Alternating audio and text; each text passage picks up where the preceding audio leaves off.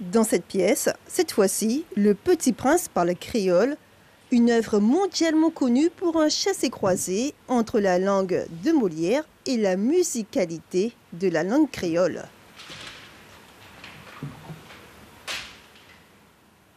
Une fois que j'ai vu en fait Le Petit Prince traduit en créole, ça m'a enchanté. Ça me plaisait de pouvoir porter une histoire qui soit classique et internationalement connue, là comme ça, en langue guyanaise, et j'espère bien sûr dans toutes les palettes que la Guyane nous offre comme langue.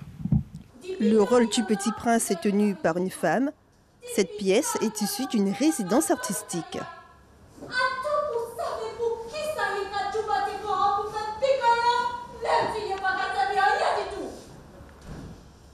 On aimerait vraiment l'ancrer dans la culture guyanaise en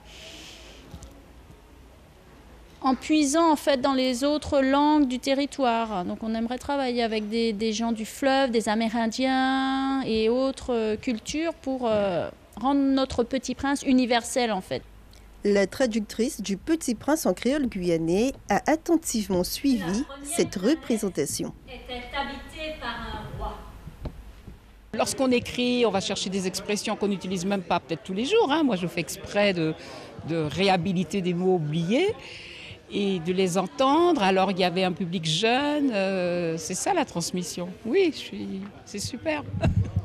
Le public a apprécié cette adaptation, cette mise en scène signée Valérie Goma.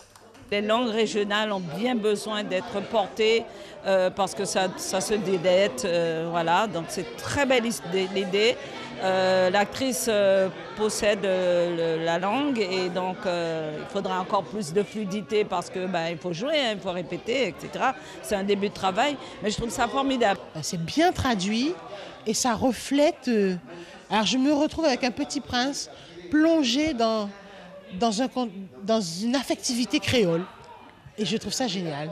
Le Petit Prince est le livre le plus traduit au monde après la Bible et le Coran.